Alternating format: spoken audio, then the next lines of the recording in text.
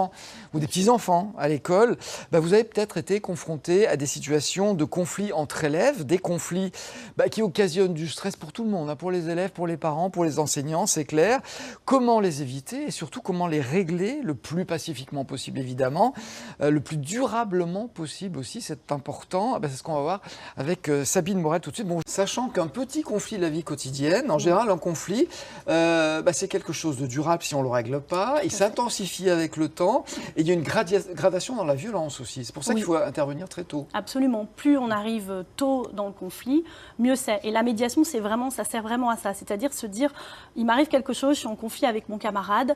C'est essayer de se dire, je ne vais pas le garder pour moi parce que si je le garde, je vais ruminer et puis la prochaine fois qu'il va me parler, je vais commencer à lui répondre mal et puis on va finir par se battre, on va appeler les copains et ça peut dégénérer en bagarre générale. On a eu déjà ce cas-là dans des établissements. C'est vrai qu'on a tous connu ça, quand on a un petit truc sur le cœur, qu'on a vécu une petite vexation, on a tendance à vouloir se venger et effectivement, chaque fois c'est pire parce que ça ne se règle jamais. Il y a toujours celui qui veut gagner, l'emporter sur l'autre.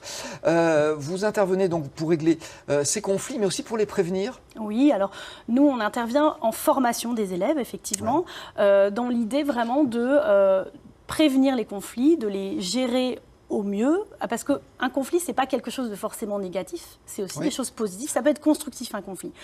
En compagnie de Sabine Morel, qui elle aussi a le cœur qui bat, directrice de l'association Amélie, spécialisée dans la médiation. Une partie de son activité, justement, c'est la formation de médiateurs en établissement scolaire, et ça afin d'éviter, de prévenir aussi les conflits. On parlait de formation, vous faites tout à l'heure, mais aussi un rôle sur eux, c'est-à-dire que eux, ça va les maintenir, enfin leur donner de la confiance qu'ils n'ont peut-être pas en eux. Notre projet, en fait, c'est ça. C'est-à-dire que ce n'est pas seulement de la gestion de conflits, c'est aussi un processus éducatif, c'est-à-dire donner la chance à certains élèves volontaires de jouer un rôle à un moment donné et de pouvoir utiliser. On est dans l'idée de former les médiateurs de demain, en fait, parce que notre projet à Amélie, c'est de développer l'esprit de médiation. Et commencer avec les petits, c'est un peu faire un pari sur les médiateurs de demain. Diffuser des valeurs aussi, quelque part. Exactement. Alors, en général, j'allais dire... Un exemple concret, tiens. Un exemple. Alors, déjà, j'allais dire, en fait, c'est déjà la première chose. Si je ne me sens pas bien dans quelque chose qui m'est arrivé, c'est déjà en parler. La première étape, c'est vraiment de pouvoir parler. Parce que souvent, les conflits, c'est un problème de communication. C'est exactement à cause de ça. C'est le mauvais regard que j'ai mal interprété. Alors, les ados, ils sont assez friands, ce genre de c'est peut-être les textos aujourd'hui, les SMS dans lesquels... les réseaux sociaux. Il est difficile de faire de l'humour parce que le ton n'y est pas. Et dans l'humour, le ton est capital. Tout à fait. Et même le regard, le fait que je regarde quelqu'un, ça peut être mal interprété, mal vécu. Les ados ont vraiment cette problématique-là actuellement.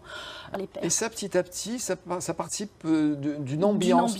Donc on modifie une ambiance et du coup on modifie les comportements. Dans un établissement où c'est installé depuis 2-3 ans, on constate, les enseignants, l'équipe éducative constate une vraie évolution effectivement sur l'ambiance en général. Moins de tension. Oui. Tout à fait, parce que plus de communication. Ça rebondit aussi sur les enseignants, sur l'administration, c'est un travail global que vous faites. Ne serait-ce qu'ils ne sont pas sollicités toutes les 5 minutes pour des petites choses. Et puis surtout, ils peuvent du coup se concentrer sur les gros problèmes sur lesquels l'intervention de l'adulte est nécessaire.